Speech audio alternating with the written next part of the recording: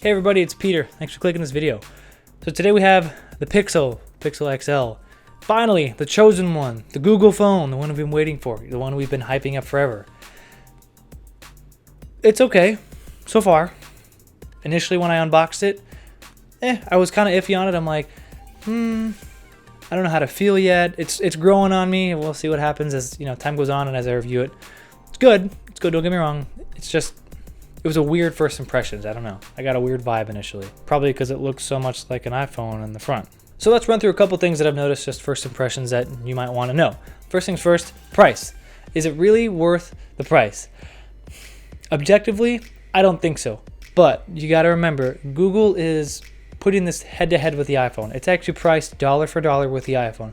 So naturally, if you want to say, hey, we're as good as them, and you want to prove to people our product is as good as theirs, price matching it kind of makes sense. It's a perception thing, it's kind of unconscious, but it's marketing and it really does work. We'll see what happens in the future. It looks like Google's selling these pretty well so far, so only time will tell really. 2, the camera, if you didn't know, is rated to be the highest smartphone camera ever by DxOMark. They're a pretty trusted source. Every once in a while they got a shaky review. Pretty trusted source on camera reviews for phones and other cameras. It's good. It's really good so far. I can't tell you whether it's the best smartphone camera ever, but there's a hardware flaw that affects damn near every Pixel or XL, and I don't understand how in the world that made it past quality testing. So it's got what's called the halo, but in reality it's just lens flare. So lens flare, if you didn't know, it's just the way that light reflects off of your lens. Every camera has it, some worse than others. If you've ever watched a J.J. Abrams movie, you know what lens flare is.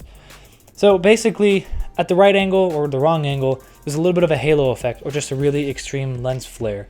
Not the biggest deal in the world, honestly. You just tilt your camera a different way and it's fixed. It's there, and that's the problem in and of itself. We're guessing it's because the back is glass and it's interfering with the lens or something, whatever it is. We don't know what it is really, but it's a nuisance. I don't know why that got passed. I don't know who said, oh, this isn't a big deal, let's let it slide. Nobody will notice. We notice. Now, Google did say that they're going to release a software update soon that's going to fix it. They said, well, you're still going to see it in the viewfinder when you're taking a picture. You won't see it in the actual picture. So take that for what it's worth. Now, picture quality, again, I've only had it a couple days, 2 days to be exact. The best pictures I've seen on a camera so far, naturally, buying a premium phone, but the night shots are remarkable. There are some pictures that I have never seen as clear on any smartphone that I see amazingly on these. Like if you look at the pictures of my dogs here, you can see just about every individual hair. That's a really big deal because even though it looks like there's a lot of lighting in this picture, there really isn't. So far, that's really impressive to me. Next, it's ugly. The front. Now this is going to come down to personal taste. I don't know why they chose this design. Rumor has it they didn't have a whole lot of time to make this phone because of contracting issues with other companies and whatever the case is, the front looks just like an iPhone with huge bezels, and I don't like that. It seems like a downgrade from last year's Nexus 6P, which wasn't the smallest or prettiest, but I think it definitely did better justice to design as a whole. The back looks fine. It's not remarkable in really any way. It's not going to win any design awards. The little glass plate on the back doesn't serve any function. We thought it might allow wireless charging. It doesn't. It looks fine. It's a little accent. I get it. That way you see a phone in someone's hand and you see that little glass plate and you're like, oh, that's the Google phone. That's the Pixel. That's the one there. So I get it. From a marketing standpoint and from a design standpoint, you got to stand out somehow. I just wish it wasn't quite so iPhone looking. So even though it's not the prettiest, it's really fast. And I think we finally, and I know we say this every single time, but I think we finally reached the point to where iPhones and Androids, or in this case, iPhones and Pixels, are equal. This thing has consistently performed on par with iPhones. That's awesome. And I think that's a really good thing for everybody. Competition is always good. There's always this heated fanboy battle, which is fine to participate in, every once in a while. Competition itself is good. But in reality, everybody wins. Companies are competing for our money and they're trying to make their products better. We as a consumer win. And I think we finally won really big with the Pixel and their performance. It's awesome. I do like some of the cool little gestures. There's not too many, but one, for example, is you can swipe down on the fingerprint scanner and most of the time it'll bring down a notification shade. It's not perfect. Every once in a while it'll miss. I haven't had it inadvertently go off, which is much better. I'd rather it not do that and miss every once in a while. Stuff like that's cool. It feels really complete as a whole. The interface just works together. Google paid attention to the details, and that's a really big deal. It just makes the user experience feel complete. That's a big deal to me. So yeah, it looks like and is priced like an iPhone. But if you're gonna look like an iPhone, and you're gonna price like an iPhone, and you're gonna make fun of the iPhone in your marketing campaign, why wouldn't you include headphones in the box?